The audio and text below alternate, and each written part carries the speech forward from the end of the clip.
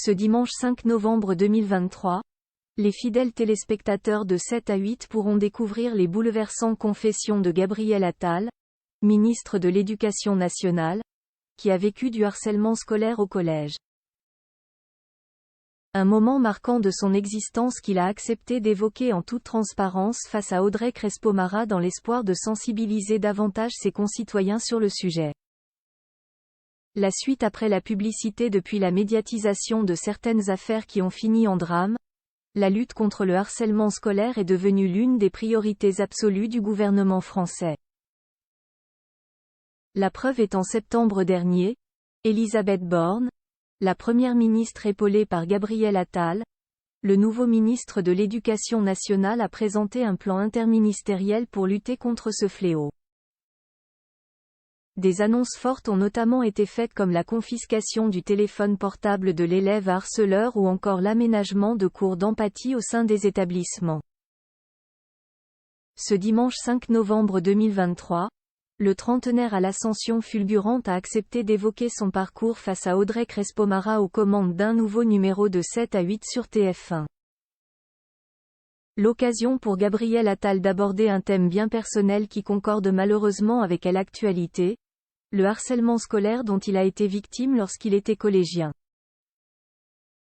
Dans le portrait de la semaine dont un extrait a été dévoilé en amont, l'homme de confiance d'Emmanuel Macron espère davantage éveiller les consciences sur la question.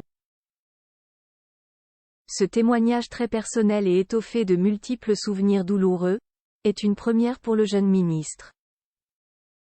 J'avais 15 ans, confie Gabriel Attal devant les caméras de la Une avant d'en dire plus sur la personne qui a orchestré ces tourments. C'était un élève de l'établissement qui avait ouvert ce site sur lequel il fallait mettre des commentaires sur le physique des élèves. Et moi à cette occasion, j'ai vécu un déferlement d'insultes et d'injures. Cela a duré plusieurs mois et ça a été ultra violent.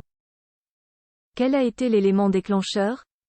Lui demande alors l'épouse de Thierry Ardisson.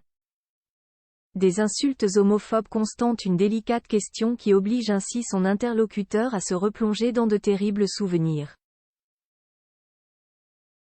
Je suis allé avec une fille au cinéma et c'est une fille qu'il, son harceleur NDLR, aimait bien dans l'établissement, se remémore l'ex-compagnon de Stéphane Séjourné. Et de compléter, je me souviens que ce jour-là il m'a dit: je vais te détruire. Et c'est ce qu'il a cherché à faire derrière. Jaloux et vexé, son rival lui a fait vivre un véritable enfer en l'attaquant quotidiennement sur ce fameux site précédemment évoqué. Les commentaires qui étaient postés, c'était pédale, ta fiole, tarlouse, je pense que c'était sur une orientation sexuelle supposée à l'époque, a ajouté celui qui a abordé en 2018 pour la première fois et publiquement son homosexualité après qu'une tierce personne lui a volé son coming out. Moi, je n'en parlais pas autour de moi, ajoute-t-il. Avec cette prise de parole inédite, l'ancien petit ami de Joyce Jonathan souhaite plus que tout aider ceux qui, aujourd'hui à leur tour, traversent ces souffrances, et leur dire qu'on peut les surmonter et cicatriser. Une belle démarche des plus symboliques. La suite après la publicité.